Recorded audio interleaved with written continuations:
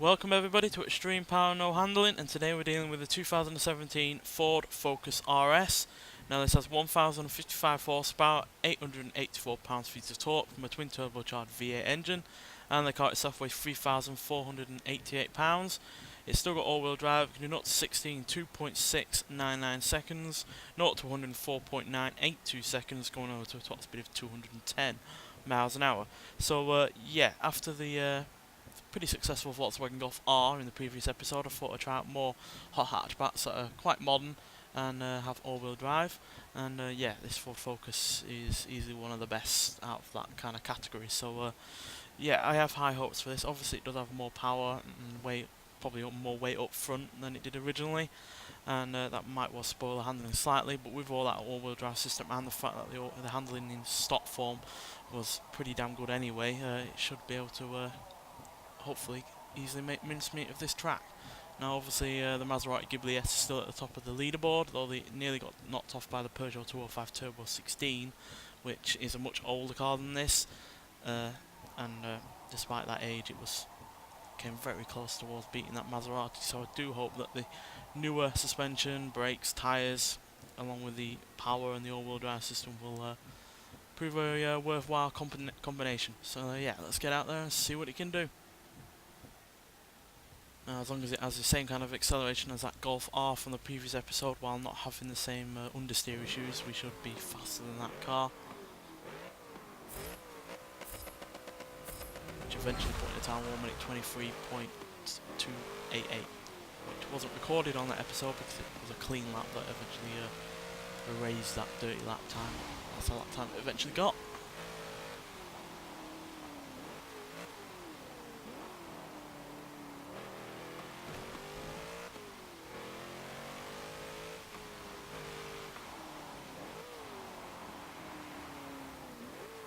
So yeah, we have more power than the Golf did, but we are slightly heavier by 90 pounds, so yeah, hopefully the extra weight won't impact us too much. Oh, those brakes, why are they so bad? Maybe I just braked at an inconvenient point. The Golf did not struggle like that on its first lap.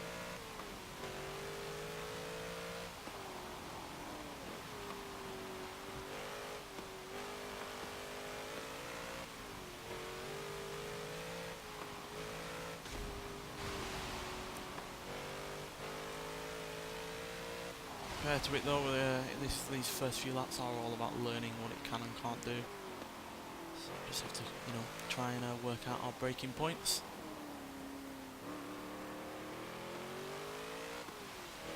Well, that is not a bad first lap time at 1 minute 24.593 seconds, which means it's only just over a second slower than the Volkswagen Golf from the previous episode, despite that accident at Hammerhead. So yeah, properly confident now that this can do a pretty good time.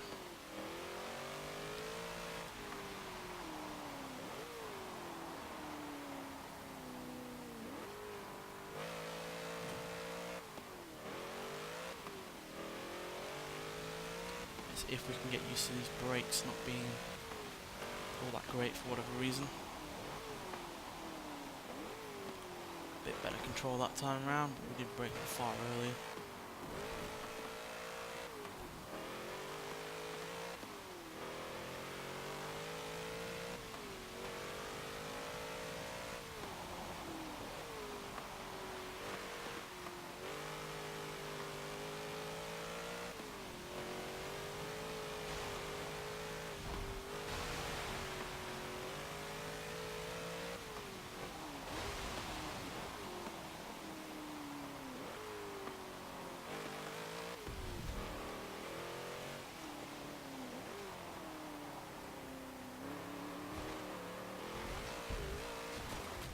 Well, we've rocketed in to first place, near enough. Ever so slightly off the Maserati. Easily beating the Peugeot from the 80s.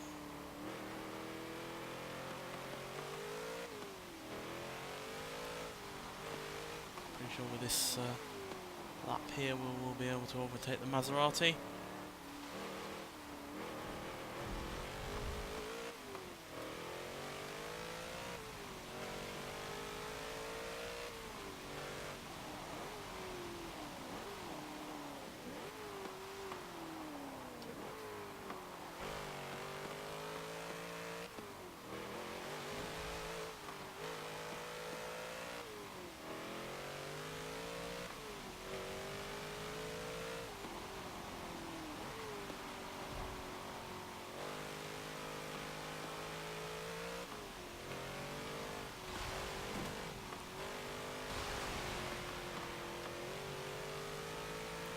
will be a little bit slower than last time just because of the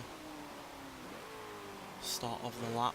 Have to go in a bit off-road. If we can get a good start on to the next lap, we should be able to beat that Maserati's time. Only 0.054 of a second off, I think. Oh dear, I'm going to give myself a second chance there, because these brakes are unusually bad. I really wasn't expecting them to be the flaw on this car. If anything, I was expecting understeer, because obviously it has a much larger engine up front and much more power to deal with going through those front wheels, and yet for whatever reason the brakes are the issue on this car.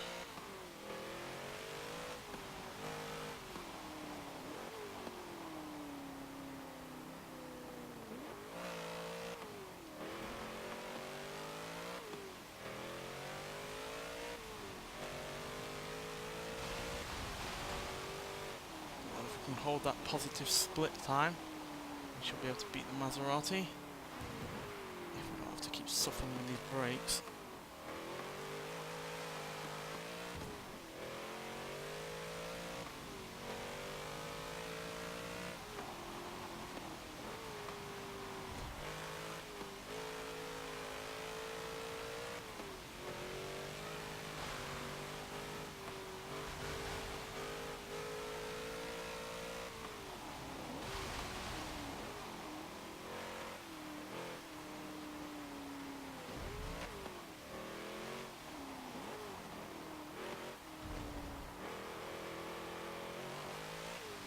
And there we go, we've done it at 1 minute 20.849 seconds. So let's see with this final lap if we can increase our lead.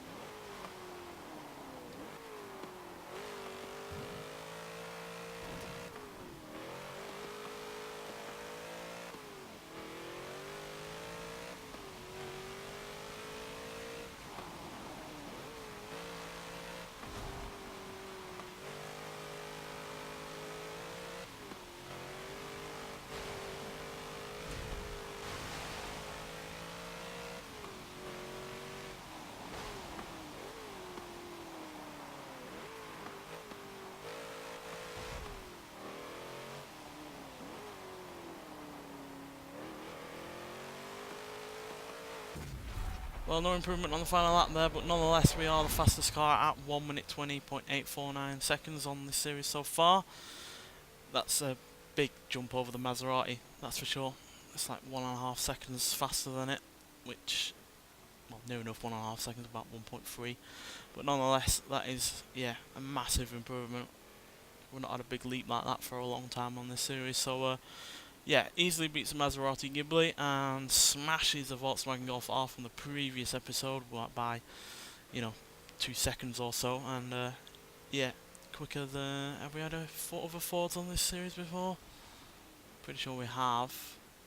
Yeah, the likes of the Ford Transit and the Ford Deluxe 5-window coupe are easily beaten, as well as the Ford Crown Victoria. So yeah, this car's obliterated the original top time on this series, and yeah, it gives me good hopes for the fact that we might well be able to get below 1 minute 20 with a car, because we're awfully close now. We're less than a second off being able to do so, and that would yeah, just kind of show how good some cars are in terms of handling, that they can deal with rain, puddles, and far more power from a much larger engine than before. So yeah, really pleased with how the Ford did. Now obviously it did have trouble with the brakes, which if they were a bit better we would have probably got even in quicker time, because we could have braked later and carried a bit more speed up coming up to a corner. But that's just the way it goes sometimes. These cars are never always going to be perfect on this series, because you're putting them in a situation that they were never meant for. It certainly wasn't meant for more than 1,000 horsepower going through the rain and